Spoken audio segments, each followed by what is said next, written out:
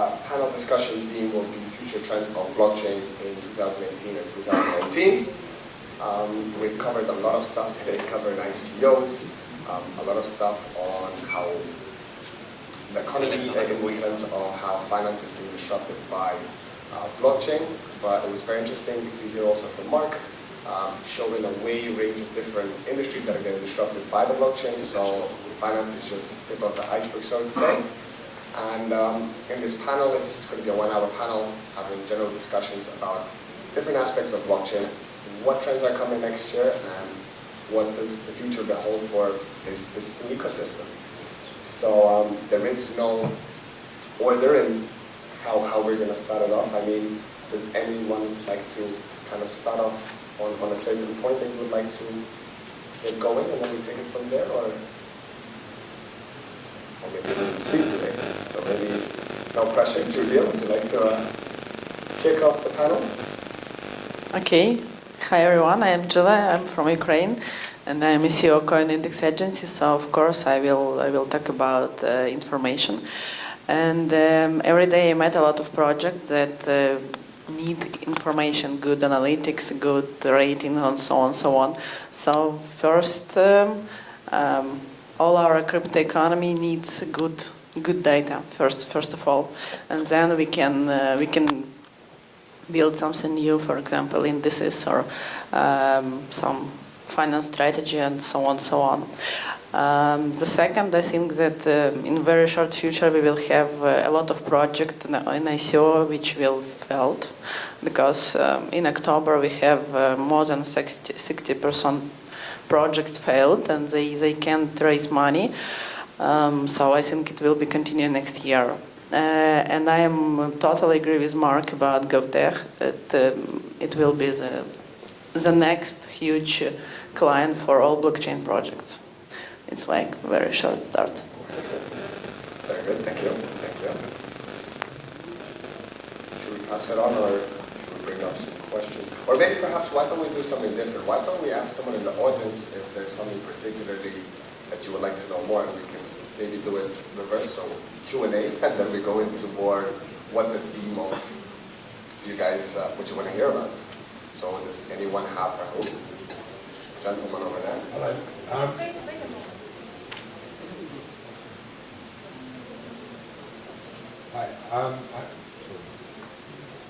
I have a question regarding launching of this is a new industry for most of us here. And we're on an island that sort of needs new industries, given the end of Forex as we know it.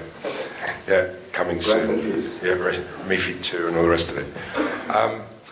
What is your advice, board, in terms of getting fiat banks to allow you to trade with them so that they can allow clients that they're trying to push away?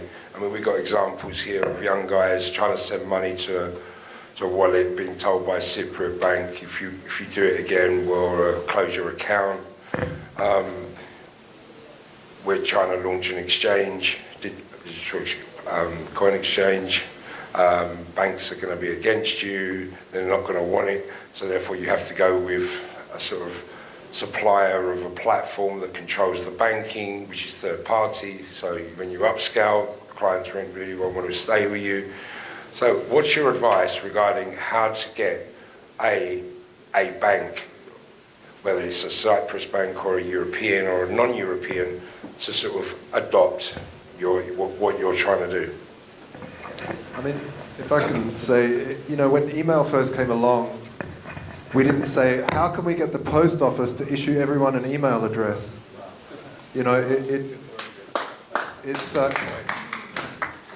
It's a fundamental change, and it's about taking the time to educate yourself on how to circumvent the banking system, because that's what it was built for. It was built for the unbanked to become banked, and it was built for the banked to become unbanked. So I think it's definitely well worth spending the time to figure out, okay, there's an app on your phone where people can meet face to face who want to buy and sell, and there's a marketplace. Oh, someone wants to sell 2% above, bid stamp spot price of Bitcoin, I'll meet at Starbucks. Yeah, it's a first step. It's very, very primitive days. And as more and more people start trading in this economy, banks will just have to come on board themselves. But I don't think there's any chance of us going now and saying, hey, why don't you accept Bitcoin or crypto? Actually, I would like to agree to what you said.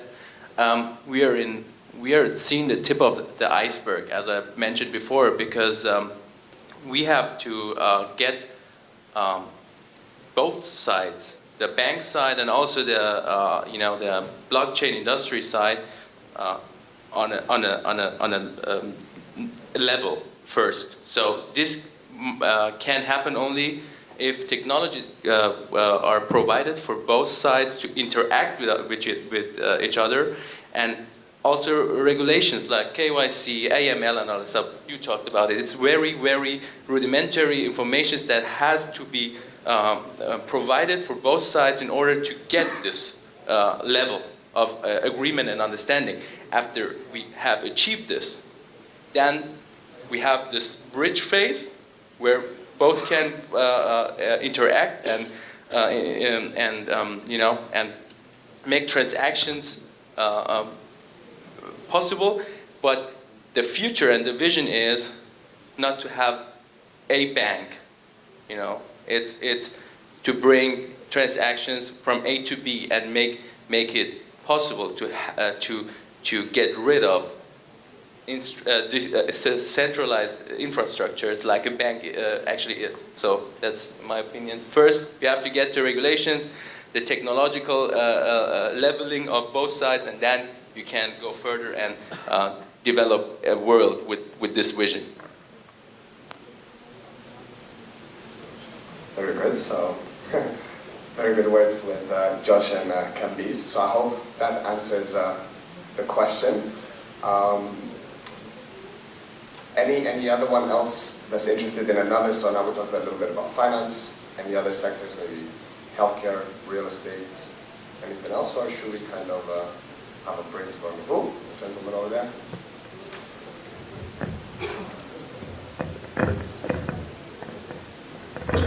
Hello? Okay, it works. Actually, in Germany, concretely in Munich, in München, there is a bank, a German bank under the German BaFin regulation, which is called Fidor Bank, which is obviously a SEPA bank. We use all euros, which is actually very active in trading through its subsidiary company cryptocurrencies. It's very easy to open an account there without any fees. I've been told today they also will open gold accounts very soon. And actually, the German regulation is a relatively safe one if you talk about clients. Because, let's say, unlike the British Virgin Islands or so, we're talking about Germany, we're talking about the BaFin, we're talking about 100,000 euros deposit guarantee for private depositors. German rules and regulations, we all know, are rather strict, maybe a bit more strict than in BVI. So, and that bank is actually very flexible. And within Germany, and I'm from the German-speaking world, it's definitely the best bank if you want to buy and sell cryptocurrencies. And that's very easy. Fidor Bank? FIDOR. So this is actually a renowned bank. I can tell something to it.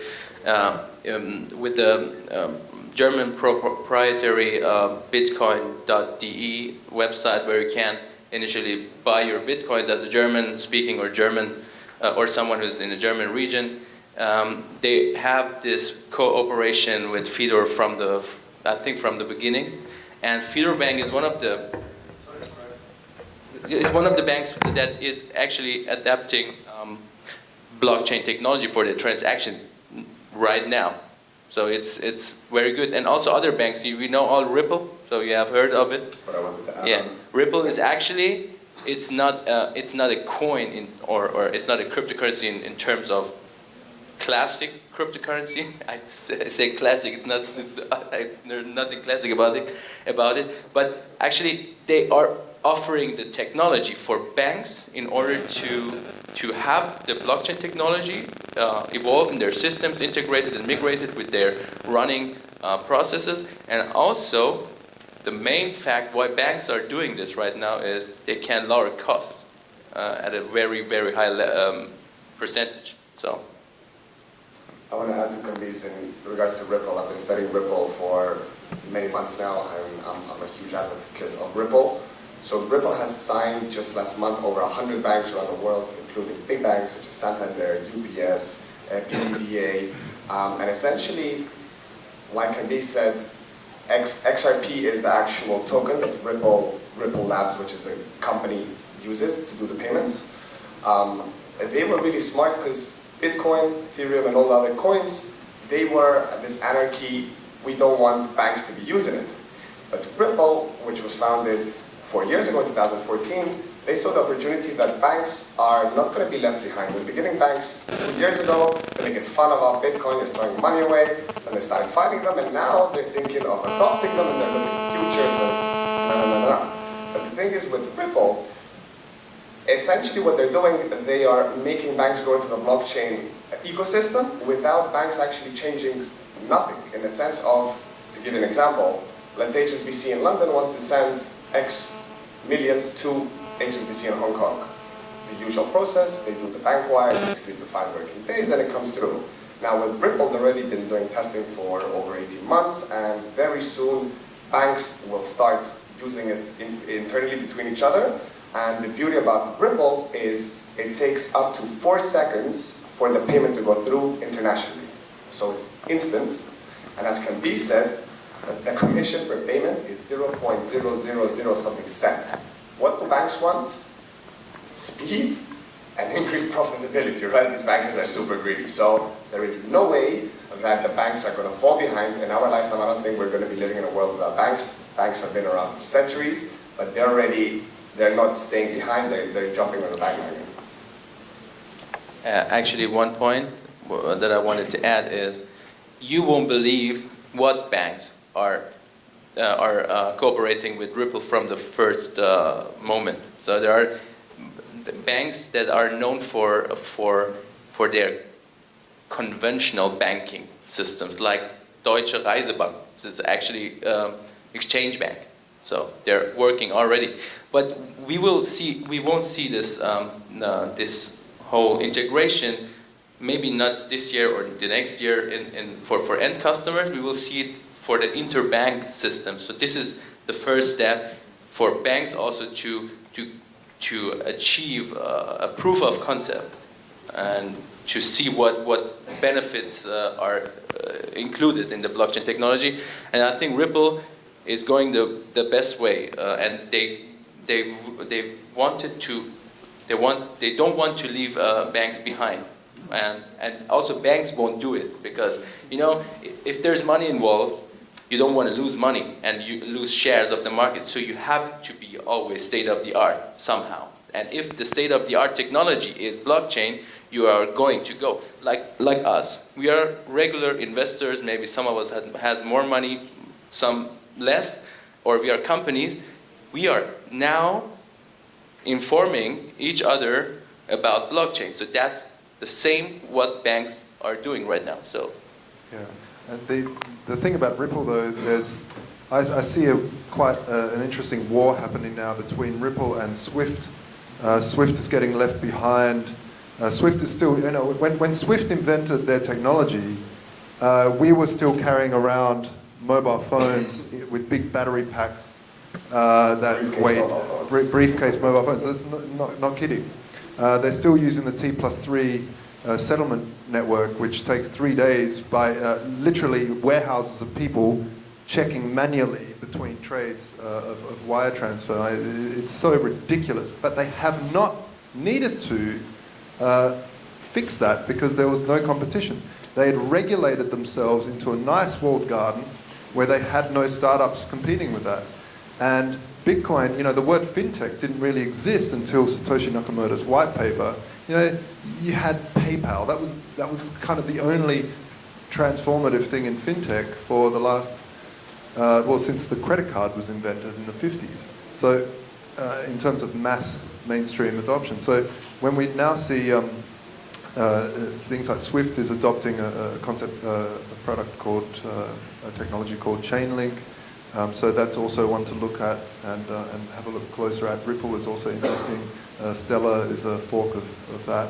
So there's a few different games, and it's definitely worth looking at. But they aren't traditional blockchains. The Chainlink is more, but Ripple isn't really a blockchain. It's something else. Maybe for investors, it's always good to be invested in counter-moving companies like Ripple.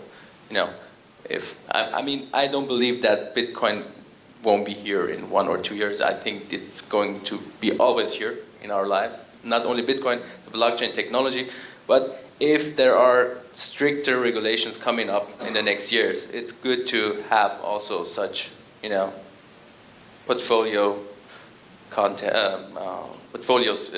invested in Ripple and Stellar and all that stuff. So, just an advice, but not a financial advice. No investment advice. Talking about these things right now, there's a gentleman with a question. Regarding Ripple, usually when the remuneration is increasing, the cost when it's sold or cryptocurrency is also increasing. But regarding the Ripple, it stays very, very low. Why is it happening like this? And in the future, will something change to go up? Can I answer that question, or does someone want to open up?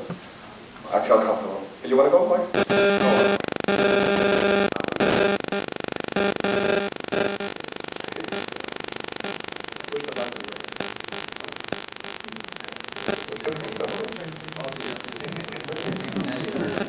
Apparently, because I work with technology doesn't mean much. So there are two parts to your question.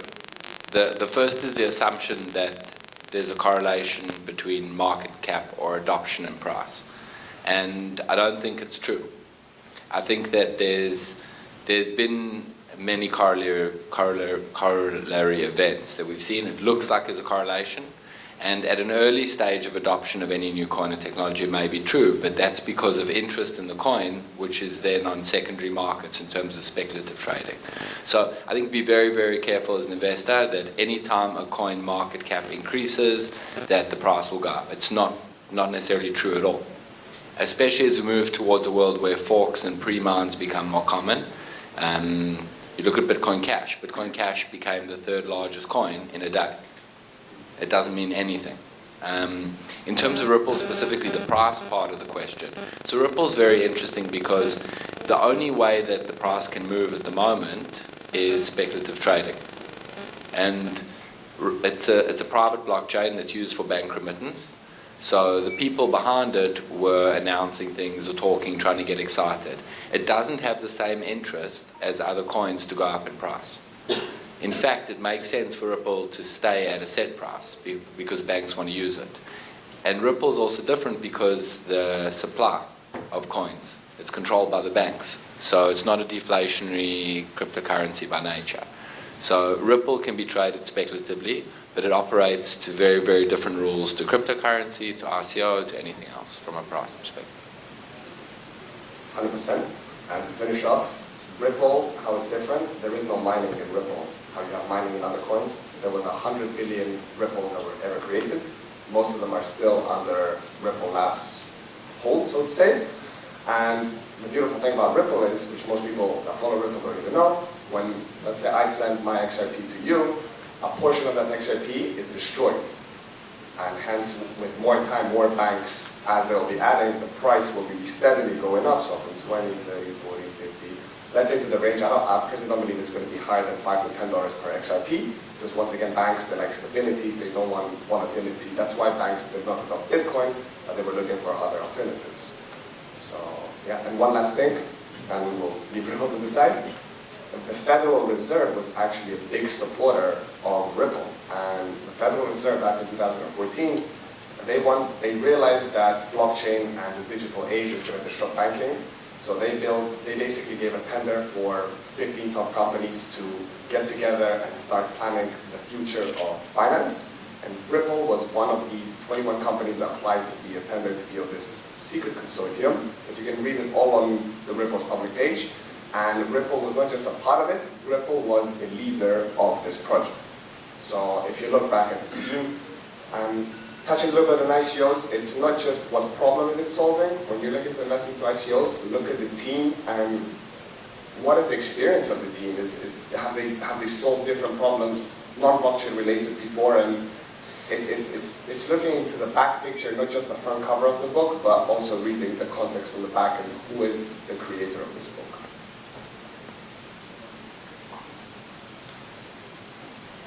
Next question.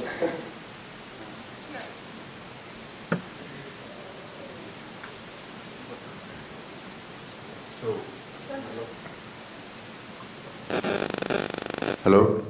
Hi. So I want to ask about Bitcoin scalability and the argument between Bitcoin and Bitcoin Cash. You have people like Roger Ver arguing about the block size and everything. What do you think about this? Maybe I want to start. I think you all guys have something to say about it. I think there is no problem actually about the scalability, in my opinion, because the scalability of Bitcoin is not solved on the blockchain itself. The scalability of Bitcoin, and this is why leading Bitcoin supporters, also like guys like Charlie Lee and others, they always say, let's do not any forks anymore, because it's going to destroy the whole idea, the whole vision of blockchain.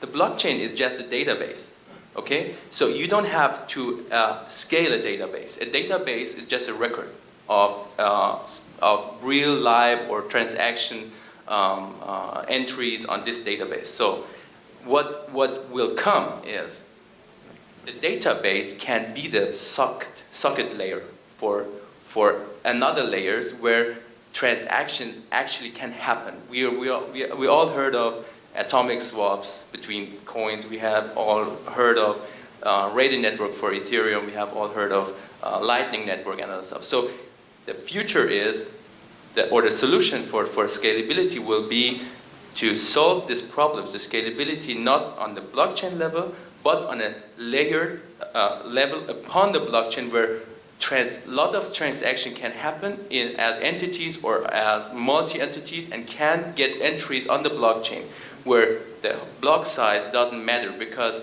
you can summarize information and put it. You know DSL. So actually, it's like ISDN and DSL. You package information, put it on the blockchain. You don't have to utilize the blockchain itself for the transaction. The transaction will be recorded on the blockchain. So this is my opinion. I don't know.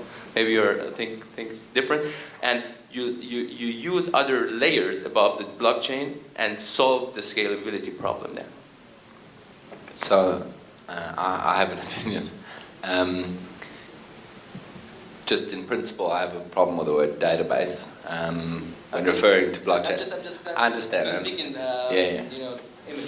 No, 100%. We often simplify many of these things, to make them clearer to understand. But there's a few parts to the question, and probably I'd like to know which is the most interesting.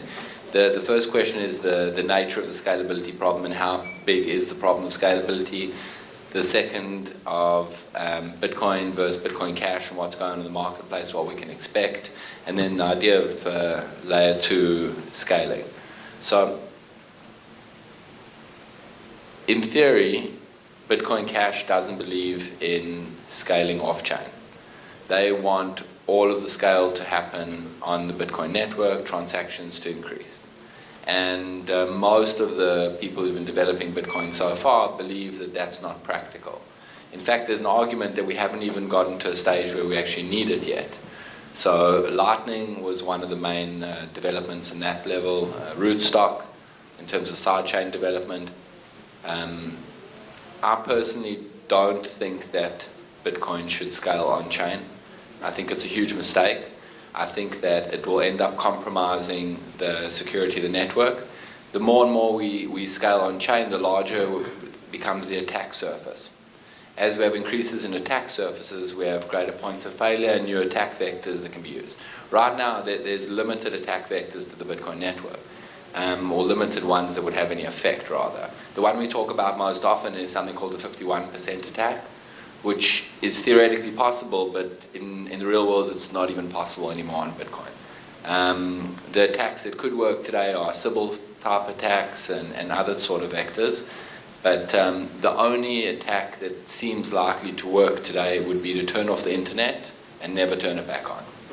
And that really, I know I'm kind of going off the question a little bit, but I think in terms of the scaling debate and what's going on,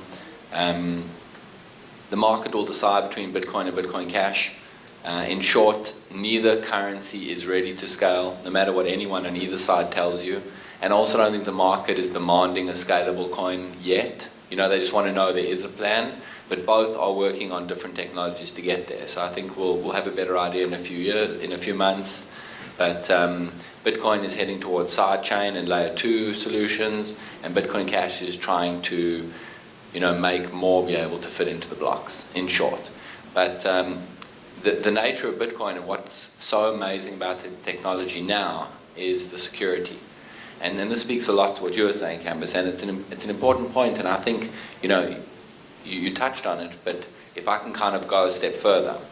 So this idea of the recons or the synchronization, this is actually going to be one of the major developments of the next decade. If you have a secure network that can keep a record and that is not attackable, that cannot be changed, and that is publicly available, but much, much more secure than anything we've ever seen before. Think about the possibilities for every type of technology that can use it. Things like property records, like anything else, can synchronize back to the blockchain. And you have the opportunity for people to deploy anything they want. One of the craziest predictions is if anyone works at Linux. So there's a problem in like 30 years with a Linux state, like similar to Y2K. So they'll probably fix it. But there's a theory that the blockchain will replace Linux's time clock. Now, Linux's time clock is used in every single database in the world to record transactions. Every transaction in a database is according to a Linux timestamp. So the idea is that there'll be something called Bitcoin time. And all time in all technical architecture will be measured in seconds since Satoshi's Genesis block. This is kind of more theoretical and out there. I'm a bit more mad scientist when it comes to this kind of stuff. But the point is that I think we focus too much on what's going on now about problems that haven't come yet. If you look at the last year in Bitcoin development, we spent a year arguing about a problem that hadn't yet arrived. And all we did was we slowed down development for a year. I think shut up more, do more work, and definitely the infighting and personal attacks, it's become stupidity, I think. Josh, I think you're... Okay. I would like to say not about the scalability maybe, but more about the popularization, let's say, of the Bitcoin. And I see it in the collaboration and the adoption of the blockchain and Bitcoin in different industries, like we talked today already. In the world exist different communities. These communities are more bigger than the blockchain communities. So if we adopt when we adopt the blockchain in these industries, so basically we are putting the crypto coins in all the pockets of all the users. And again, I repeat that maybe it's not a scalability, but this is the Bitcoin will become more popular than it is today. Not only because it's a very interesting and easy way to use it, but only because the blockchain will be adapted into the new businesses and the new industries. So that was the idea.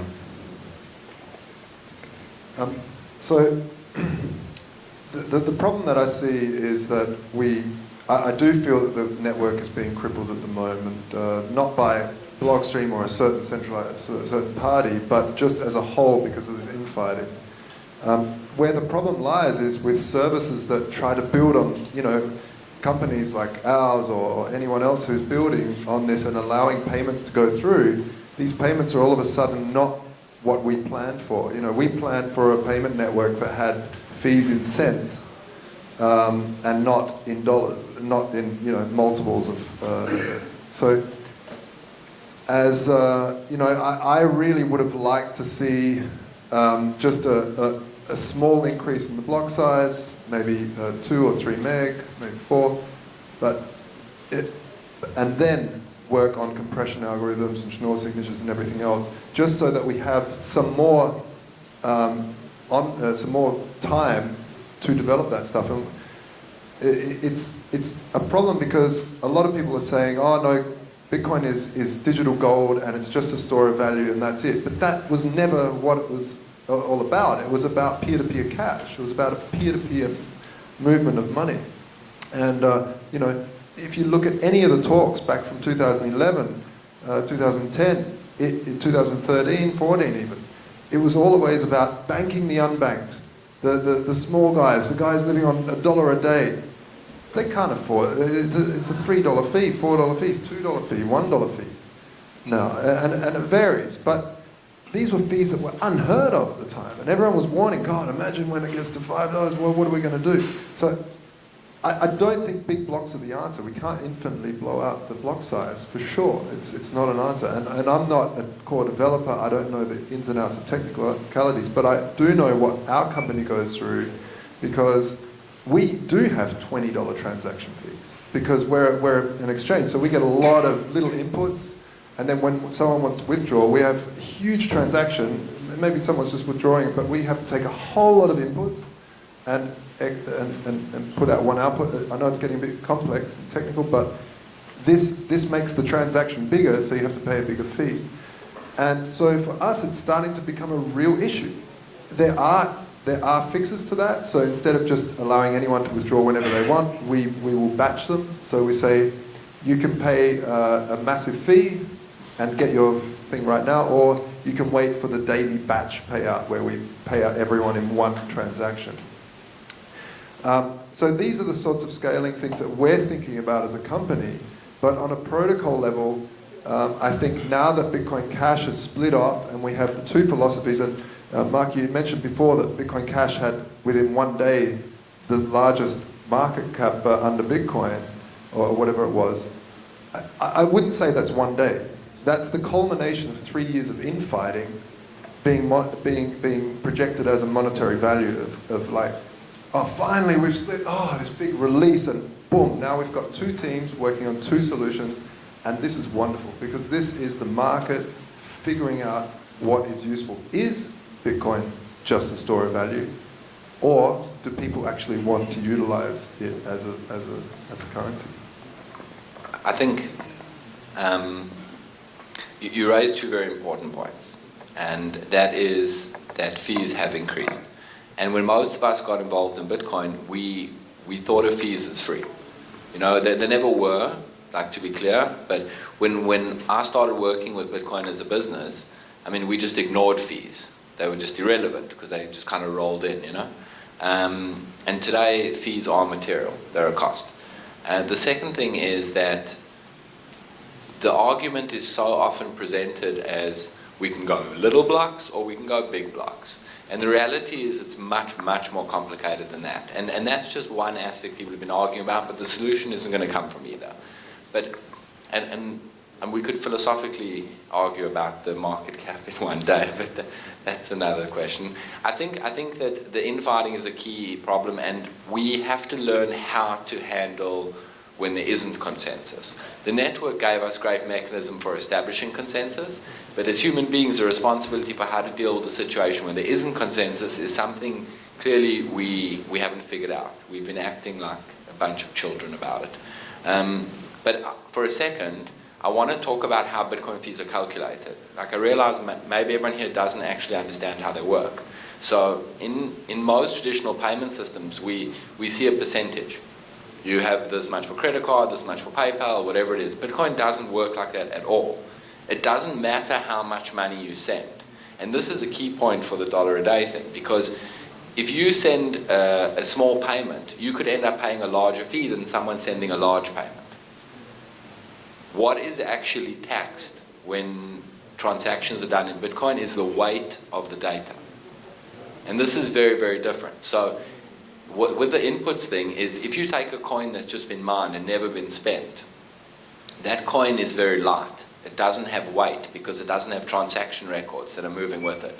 And the fee is calculated in number of satoshis per byte of weight of that data. But every time you send a coin, what happens is it has more transaction history. And that transaction history has to be sent with it every time it's moved anywhere. So if you take a coin and you send it and split it in, especially if you're a business, like we dealt with this, you get a micropayment here, you get, 1,000 sats there, 100,000 sats here, half a Bitcoin here. When you then send out 10 Bitcoins to someone, you're actually sending, 5,000 different pieces of coins, each of which is transacted many times. So the weight of that transaction becomes huge, and that's what calculates the fee. And as Bitcoins use more and more and more, the fees are going to go up because each piece of each coin is getting heavier. And one of the problems with Bitcoin, there's a lot of these catch-22s. Because the fee is calculated in Bitcoin, it means that the higher the price of Bitcoin, the more expensive it is to send Bitcoin. And batching is one great solution, and there's a lot of thought around batching on a protocol level so that you won't have to do this. But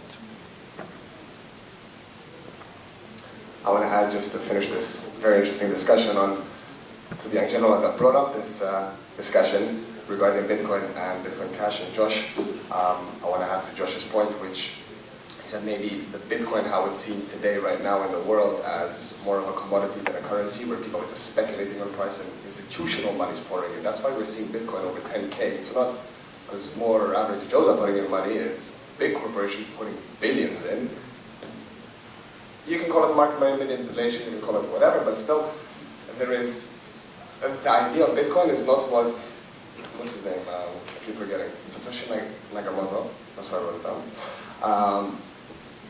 His vision was to have a decentralized currency, peer-to-peer payment. That's why Bitcoin Cash, and that's why Mr. Var, he's such an activist, because Bitcoin Cash is really what Bitcoin should have been. Now, Bitcoin... Yeah, I'm sorry. I don't want to get too much into the Bitcoin Cash with Bitcoin, but statements like Bitcoin Cash is what Bitcoin should have been, I will not let pass. I'll rephrase that. I'm not saying that's what Bitcoin should have been. I'm saying that was the idea of the creator of a peer-to-peer currency. That it can be used for payments. That it could be used for payments, correct. More payments actually also. More payments, and I mean smaller things, not just... And how many people in this room use Bitcoin for ordering stuff online? Okay, all right. I'll take that question back. Next question. Or, the gentleman over there in the side.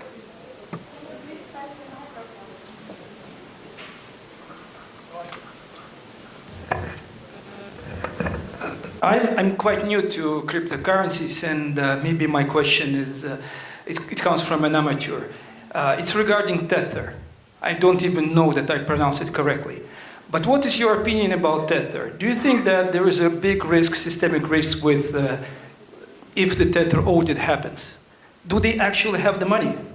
Is it a fraud, the whole system? My understanding is that most of the cryptocurrency exchanges uses Tether.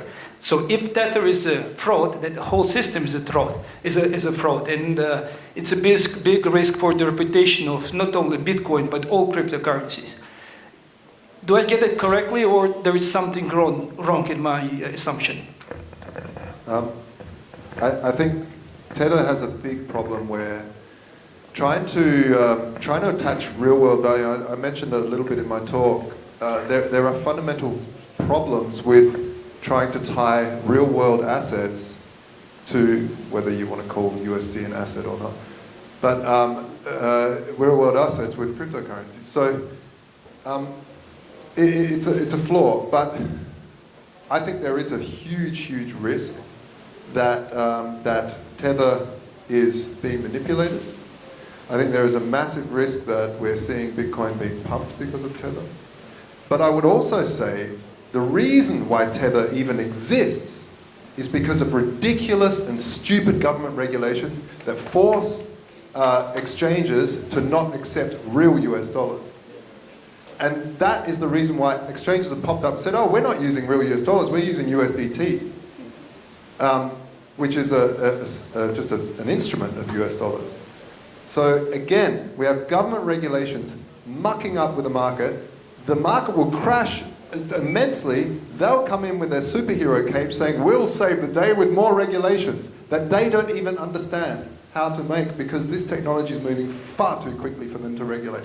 I would just say, Gov, step away, and please stop manipulating markets with their ridiculous regulations. My view on that, I think it's very theoretical. It's only my theory. It's not conspirational kind of theory. I think Tether it's linked to USD kind of, you know. So it's representing fiat in blockchain, as you already pointed out. And for me, Tether is manipulated by a government. I won't say a name, but I think it also can be some sort of beta phase to test,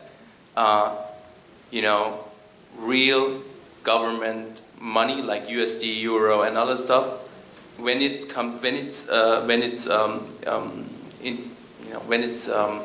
compiled in blockchain somehow. You know, I think it's kind of a test, and I have already tried to register myself on the Tether website, and you won't believe it what questions they're asking. It's kind of, you know, you're visiting the USA, so it's KYC, AML, and much more, and you see also they are pushing from time to time, all 2 or 3 months, they're pushing more money in it. So it's limited, and I think they are. I don't want to say it's a fraud. It's my theory. I think it's kind of, you know, a very big movement of money into blockchain, and afterwards nobody won't care how this was happening. I don't know, but it's pretty, you know. Yeah, not a lot to add, but I don't think it's an obvious fraud. It's definitely a risk, but I think that it's the least bad option we have today. You know, hopefully there'll be a better one. Gentlemen over there, in the middle.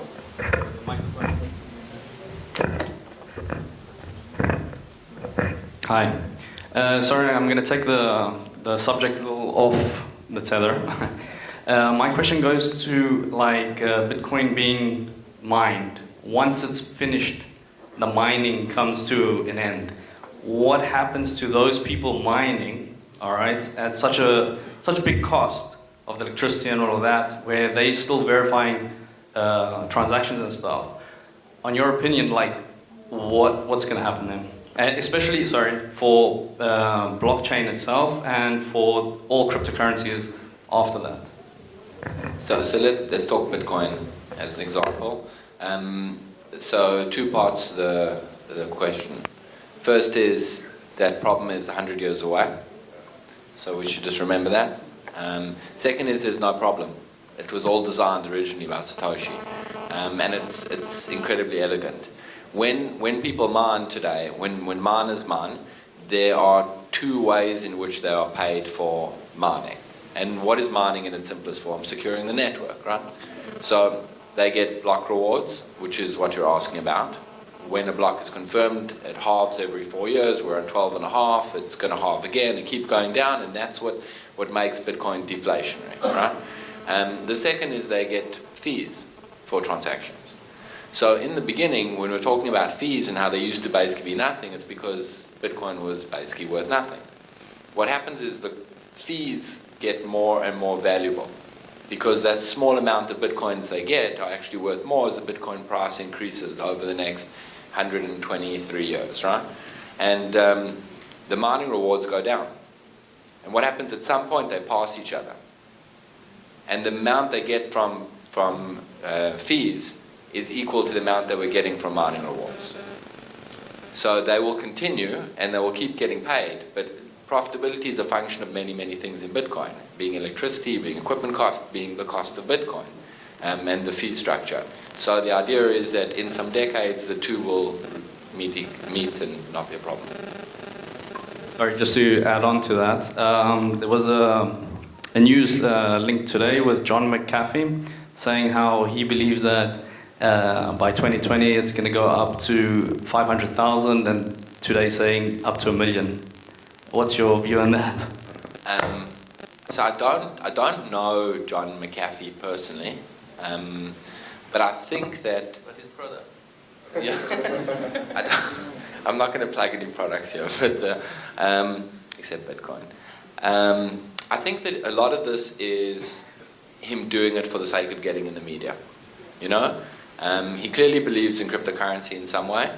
I think, you know, any prediction at this point is kind of anyone's guess. There was that parabolic analysis which came out last week as well. You know, 110,000 by February, 36 by March, right?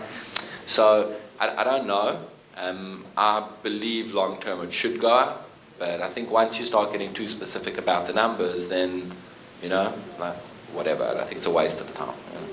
Actually, it's nothing worth much than it's not more worth than an educated guess. So his approximation is based probably on a very simple equation. Is, you know, the more people go in the market, the more Bitcoin or altcoins will be used, the more MCAP, market capitalization, the more value behind all altcoins and also Bitcoin. So this is, if you just approximate this number, you could get to this 100,000 or 1 million or whatever in the next 5 years. But you never know what will be happen from public authorities to internet. You know, you don't know. Maybe artificial intelligence will, you know, take over, and the internet, as we know yet, will not work like yet. So net neutrality. Net neutrality. There are so many factors. You can't just say. I mean, I predicted last year Bitcoin will go to 1,000. It was 1,000. It was just a lucky, you know, guess. And this year, 10K. But it was, you know, yeah. And next year, 40 to 50,000. But it's just my personal opinion, like McAfee's personal opinion. So it's not, you know, you can't buy something from out of this opinion. But what you can assume is the overall market capitalization in cryptocurrencies will go beyond, you know, 1,000 billions someday, because we are transferring values from our real world and digitalize and tokenize these values in the digital world. So when we are talking about, we have 40, I know only the German word, trillions, 40 trillions, no, 40,000 trillions worth of money, I think, in the whole world. Money and all value stuff, like assets and all stuff. On M3, right?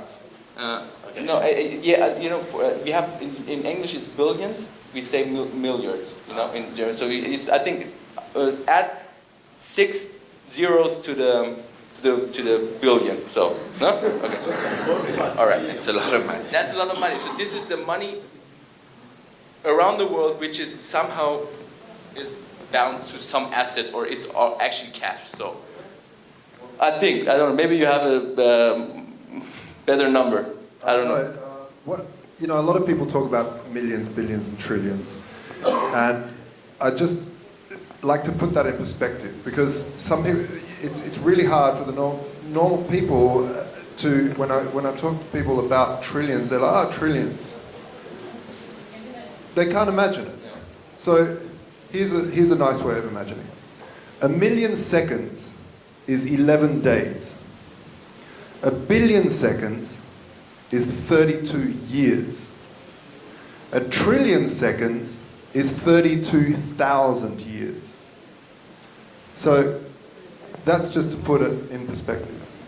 And my point is, if you transfer, you know, just 0.1% of all of this assets and value into the cryptocurrency market somehow, you can imagine the numbers that comes out of this equation. So this is somehow the potential, but you can't be sure. So, you know, it's speculative market still, and like all other financial, you know, instruments and products, Yeah, but big finance want to come. So they're looking for a bridge. Yeah. So it's like a short future for us. Yeah, it's got. Yeah. I think it will come sooner than later. No? So. I think as a kind of public service announcement, you've known me as I talk, man. You know, for people who are new to the space, understand what you're trying to get out of it. If you're worried about price predictions and that, understand what you're trying to get. Either choose a time frame or choose some sort of number. Like if you're just along for the ride, like right now it's fun, but things get scary, and they get scary really, really fast. So when they do, like, figure out beforehand what your plan is, you know? If you're going to hold for a long time and you see it as a long-term investment, then it doesn't matter what happens today. If you're trying to get a certain X multiple, you know, that's a different story. But, like, just be prepared emotionally, because there will be crashes along the way. This thing doesn't only go one way, you know?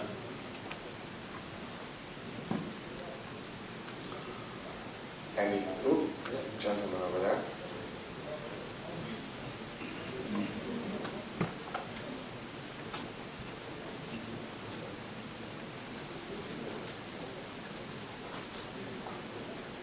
Hello. So yeah, we spoke about Bitcoin Cash, Tito. I think like we should also mention Ethereum. So I'd like to have like your view on how do you see the Ethereum as a currency growing, and how do you see the ICO market in general going in the future, and how do you feel like what's going to happen next in the space?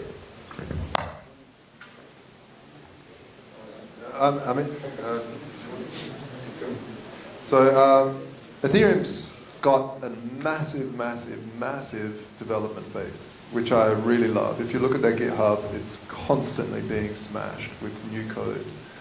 And that for me is a really good sign. Saying that, I still don't see a killer app outside of ICOs for smart contracts just yet. I think autonomous vehicles and automation will attract smart contracts. But I still don't see a killer app for it just yet. In terms of a currency being used as a currency, it'll confirm quicker than a Bitcoin transaction. But you know, then there's Dash and a million other currencies that will confirm quicker as well. I had a friend of mine. He had an ICO for a really great company. He's been building it for 2 years. It's got a working app. He decided to ICO because trying to get money from the VC is like pulling teeth. It's just horrible. And he did it. Had raised €500,000 into a multi-sig wallet, and suddenly there was a bug in the Ethereum network. He lost all of that. He had to walk in to his board and tell all his workers that were expecting to be paid, I can't pay you because some problem with Ethereum. Ethereum has a massive attack vector. And now they're talking about changing a very fundamental part, which is the proof of work. So I just would, you know, I really like the project. I think smart contracts is an old concept from the cyberpunks, and it's a great concept. It's something that will be a huge part of everybody's lives moving forward in the future. I just think, just be wary. Yeah. There is a lot of new players coming soon here, so just wait for them. And what about ICO projects? There are some fairy tales about that it's very easy to do and very cheap. And for example, marketing for ICO now is even till $1 million. So you need to check and to think if you really need to do ICO, because a lot of guys follow their ICO, but it's like a window to take money from VC. Very important. And also, the reason why you're seeing so many ICOs in this year, and maybe in the beginning of the next year, is because it's still possible to raise money with actually almost no regulations.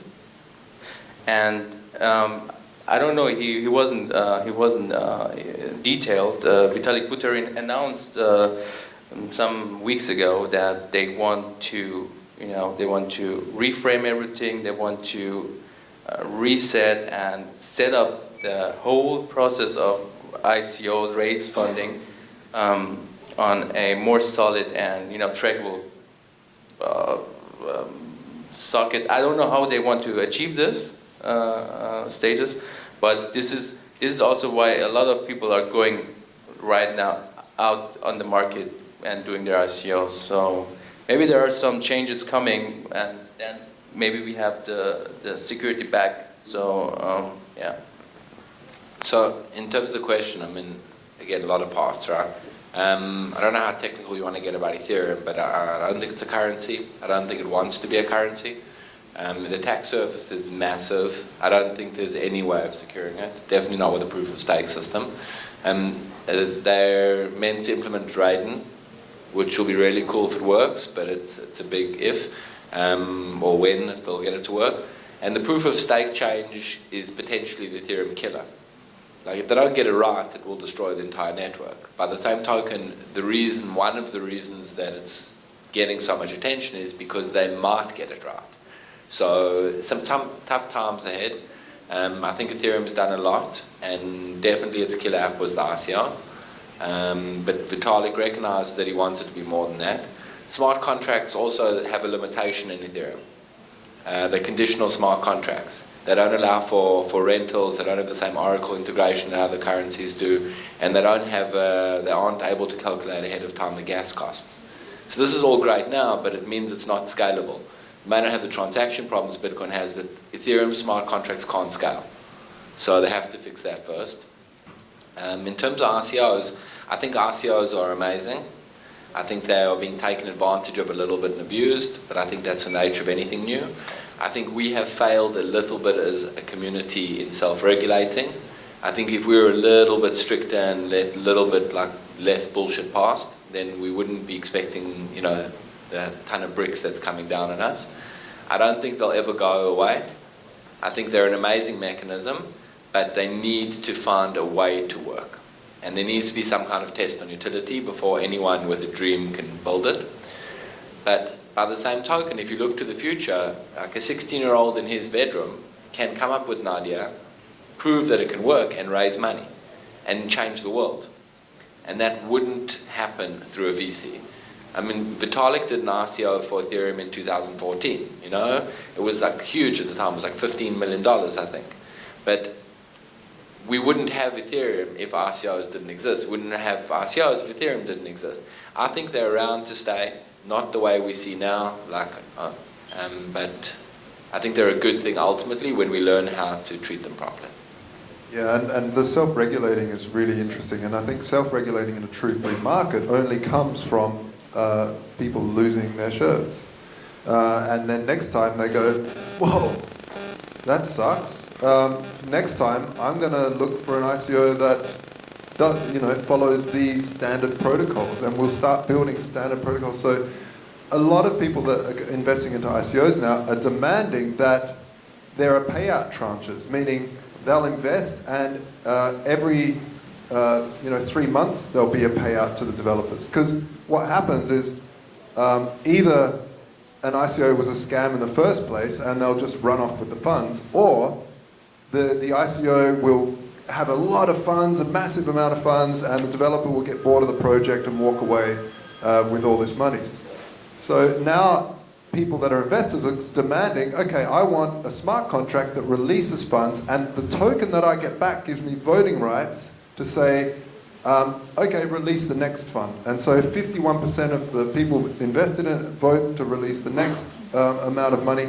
And so these sort of technologies are coming out now, and this is where regulation comes from, not from a centralized authority that cannot keep up with the technology. I think that the vast majority of every ICO we've seen will fail. Vast majority, 90-something, high percentile. But I think that the majority of them thought they would succeed. I don't think they intentionally set out to steal money. There are some, but I think up until now the majority will fail because they didn't understand business.